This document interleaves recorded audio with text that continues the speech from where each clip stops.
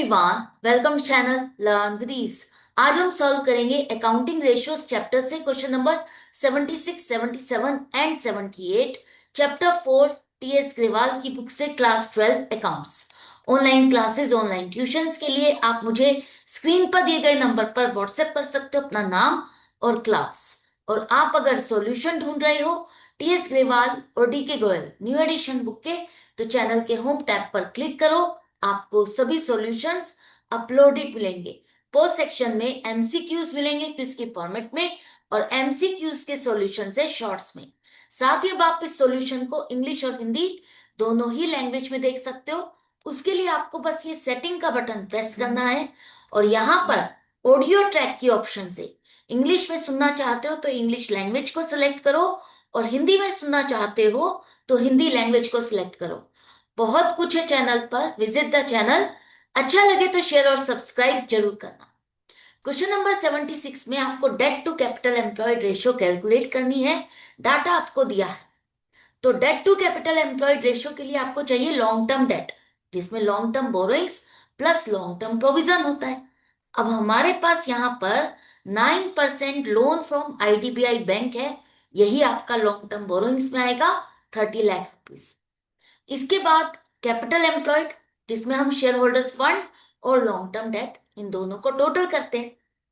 तो share holders fund में आपका शेयर कैपिटल और रिजर्व्स एंड सरप्लस इन दोनों का टोटल होता है। तो 10% preference share capital, equity share capital और रिजर्व्स एंड सरप्लस इन तीनों का टोटल शेयर होल्डर्स फंड मतलब इक्विटी हो गया 22 लाख। अब कैपिटल एम्प्लॉयड के लिए हम इक्विटी प्लस डेट दोनों का टोटल करेंगे जो कि आ जाएगा 52 लाख। रेशियो हो जाएगी आपकी 30 लाख अपॉन 52 लाख। जो नीचे का नंबर है डिनोमिनेटर, इसी से ही आपको इसे डिवाइड करना है। रेशियो आ जाएगी 0.58:1। आपको 3 डेसिमल तक निकालना है। अगर थर्ड डेसिमल नंबर आपका 5 से ज्यादा है तो सेकंड डिजिट आपका एक नंबर से इंक्रीज हो जाएगा, जैसे कि यहां पर हमने किया है 0.58:1। अब ये रेशो अच्छी है या खराब है?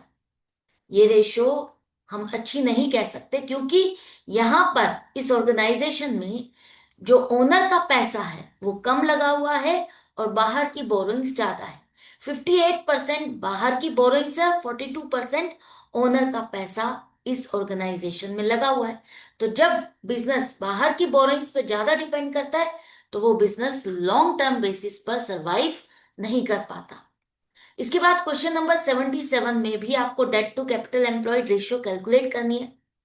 तो सबसे पहले लॉन्ग टर्म डेट में आपके पास लॉन्ग टर्म बोरोइंग्स और लॉन्ग टर्म प्रोविजन दोनों की फिगर आपको दी है। 18 लाख प्लस 6 लाख 24 लाख हो गया लॉन्ग टर्म डेट। इसके बाद कैपिटल एम्प्लॉयड, जिसमें हमें शेयर होल्डर्स फंड और लॉन्ग टर्म डेट दोनों चाहिए। शेयर होल्डर्स फंड यहां पर नहीं दिया तो कैसे निकाले? आपको यहां पर डेट टू इक्विटी रेशियो दी है 2:1। डेट टू इक्विटी रेशियो में जो इक्विटी है वही आपकी शेयर होल्डर्स फंड है। तो अगर आपके पास इस रेशियो में डेट की वैल्यू है 24 लाख, तो इक्विटी क्या होगी? रेशियो के हिसाब से इक्विटी की डबल आपकी डेट है। तो डेट अगर 24 लाख है तो equity 24 lakh divided by 2 12 lakh हो जाएगी। क्योंकि आपकी डेट से कम इक्विटी है, स्मॉलर नंबर है, तो आप डिवाइड करोगे। अब इक्विटी मतलब शेयर होल्डर फंड भी आपके पास आ गया। तो कैपिटल एम्प्लॉयड हो जाएगा 12 लाख प्लस 24 लाख, 36 लाख। रेशियो क्या होगी?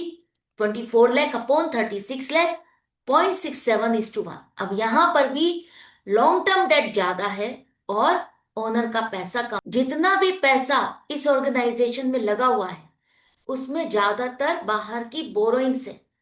तो लॉन्ग टर्म फाइनेंशियल पोजीशन क्या कहेंगे? स्ट्रॉन्ग नहीं है। इसके बाद नेक्स्ट क्वेश्चन 78 में आपको एक कंपनी की debt to capital employed ratio दी है 0.4:1 और कुछ ट्रांजेक्शन्स दी है। इन ट्रांजेक्शन्स का इस रेशियो पर क्या इंपैक्ट होगा? इंप्रूव होगी, रिड्यूस होगी या कोई चेंज नहीं आएगा? आपको यही बताना है। तो एनालिसिस करना है। आपको कहा है कि अगर हमने मशीनरी बेच दी, मशीनरी को सेल कर दिया लॉस 50,000 रुपीज में, तो उससे क्या इंपैक्ट होगा? अगर आपने मशीनरी को बेचा तो कैश आएगा, कैश इंक्रीज होगा और आपकी करंट एसेट इंक्रीज होगी। उसके बाद आपने मशीनरी को बेचा तो नॉन करंट एसेट डिक्रीज हो गई, और जो लॉस हुआ उसे आपने प्रॉफिट एंड लॉस में डेबिट किया, रिकॉर्ड किया, जिससे आपका सरप्लस रिड्यूस हो गया, और सरप्लस रिड्यूस होने से रिजर्व्स एंड सरप्लस रिड्यूस हो गए। तो आपकी इस रेशियो के दो कंपोनेंट हैं, इन दोनों में से किस पर इंपैक्ट आ रहा है? हमने अगर रेशियो 0.4:1 कहा है, तो मान लेते हैं हमारी एज्यूम्ड फिगर 4 लाख और 10 लाख है। लॉन्ग टर्म डेट 4 लाख है और कैपिटल एम्प्लॉयड 10 लाख है। इस रेशियो के हिसाब से हमने ये फिगर ली। अब जो आपने मशीनरी को सेल किया उससे आपकी लॉन्ग टर्म डेट पर कोई इंपैक्ट नहीं आ रहा, लेकिन आपकी कैपिटल एम्प्लॉयड पर इंपैक्ट आएगा, क्योंकि कैपिटल एम्प्लॉयड में आपका शेयर होल्डर्स फंड होता है, और शेयर होल्डर्स फंड में रिजर्व्स एंड सरप्लस आप इंक्लूड करते हो। तो जब रिजर्व्स एंड सरप्लस डिक्रीज होंगे तो आपकी कैपिटल एम्प्लॉयड भी डिक्रीज होगी। अब दोनों में से आपका कैपिटल एम्प्लॉयड का फिगर कम हुआ है, डिनोमिनेटर कम हुआ है। तो जब भी डिनोमिनेटर डिक्रीज होगा आपकी रेशियो इंक्रीज होगी। और नेक्स्ट ट्रांजेक्शन में आपने खरीदा स्टॉक को खरीदा लेकिन उसकी पेमेंट नहीं की, और पेमेंट आप 2 मंथ्स के बाद करोगे। तो स्टॉक को खरीदना, आपका स्टॉक इंक्रीज होगा तो करंट एसेट इंक्रीज होगी, और आपने पेमेंट नहीं की तो क्रेडिटर्स इंक्रीज होंगे। पेमेंट आप 2 मंथ्स में करने वाले हो तो ये शॉर्ट टर्म लाइबिलिटी है, तो करंट लाइबिलिटी है। आपकी लॉन्ग टर्म डेट या कैपिटल एम्प्लॉयड पर तो इससे इंपैक्ट नहीं आ रहा। इंपैक्ट नहीं आएगा तो आपकी रेशियो भी चेंज नहीं होगी, राइट। है कि conversion of debentures into equity shares of ₹5 lakh. इसका मतलब है कि हमने अपने डिबेंचर्स को इक्विटी शेयर्स में कन्वर्ट कर दिया।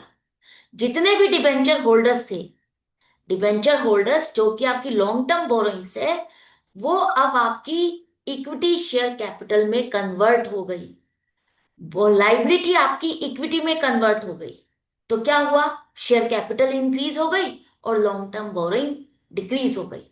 अब फिगर यहाँ पर 5 लाख है, जो आपकी डेट है वो 5 लाख से डिक्रीज हो रही है। तो हम अपनी एज्यूम्ड फिगर थोड़ा सा चेंज करेंगे, इससे ज्यादा लेंगे। तो लॉन्ग टर्म डेट मान लेते हैं 8 लाख है और कैपिटल एम्प्लॉयड 20 लाख। तो इससे आपकी लॉन्ग टर्म डेट 5 लाख से डिक्रीज हो गई, 3 लाख है। और कैपिटल एम्प्लॉयड जिसमें आपकी शेयर कैपिटल इंक्रीज हुई तो प्लस करोगे, और लॉन्ग टर्म डेट आपकी डिक्रीज हो गई तो माइनस करोगे। तो प्लस और माइनस करने के बाद आपकी कैपिटल एम्प्लॉयड सेम रहेगी, चेंज नहीं होगी। तो रेशियो में क्या चेंज आएगा? आपका न्यूमरेटर जो है, जो डेट है, वो डिक्रीज हो गई, और जब न्यूमरेटर डिक्रीज होगा तो आपकी रेशियो डिक्रीज हो जाएगी, क्योंकि अब आपके डिनोमिनेटर की वेटेज ज्यादा हो गई है, राइट। कि आपने फिक्स्ड एसेट खरीदी 4 लाख रुपीस की, जिसकी पेमेंट आप long term deferred payment basis पर करने वाले हो। Long term deferred payment basis का मतलब है विद इन 12 मंथ्स आप पेमेंट नहीं करने वाले। अगर आप विद इन 12 मंथ्स पेमेंट नहीं कर रहे तो ये क्या हुई? Long term liability. तो 4 लाख की एसेट खरीदोगे तो increase in fixed asset, increase in non current asset, और आपने अभी पेमेंट नहीं की तो लॉन्ग टर्म बोरोइंग्स आपकी इंक्रीज हो गई। लॉन्ग टर्म बोरोइंग्स इंक्रीज होने का मतलब है आपकी लॉन्ग टर्म डेट इंक्रीज हो गई, 4 लाख से 8 लाख हो गई। और कैपिटल एम्प्लॉयड जिसमें आपकी डेट कवर होती है, तो डेट अगर इंक्रीज होगी तो कैपिटल एम्प्लॉयड भी इंक्रीज होगा, 14 लाख। अब दोनों ही इंक्रीज हुए हैं सेम अमाउंट से, लेकिन वेटेज किसकी इंक्रीज हुई है? डेट की। डेट पहले से डबल हो गया, डेट पहले से डबल हो गया है। तो जब डेट पहले से डबल हो गया तो इक्विटी का प्रोपोर्शन कम हो गया, और जब इक्विटी का प्रोपोर्शन कम हो जाएगा तो रेशियो आपकी इंक्रीज होगी। इसका मतलब है कि अब इस बिजनेस में, इस कंपनी में ओनर से ज्यादा किसका पैसा लगा हुआ है? बाहर की बोरोइंग्स का, राइट। तो यहां पर रेशियो आपकी इंक्रीज होगी। यहां तक हमने सारे क्वेश्चंस को सॉल्व कर लिया है। आई होप आपको कोई डाउट या कंफ्यूजन नहीं है। अगर फिर भी है तो आप कमेंट सेक्शन में लिख करके पूछ सकते हो। अगर वीडियो हेल्पफुल लगे तो लाइक का बटन प्रेस करना और ज्यादा से ज्यादा फ्रेंड्स में शेयर करना। हम मिलेंगे नेक्स्ट वीडियो में नेक्स्ट क्वेश्चन के साथ अपनी प्रैक्टिस को जारी रखते हुए। Good bye and take care.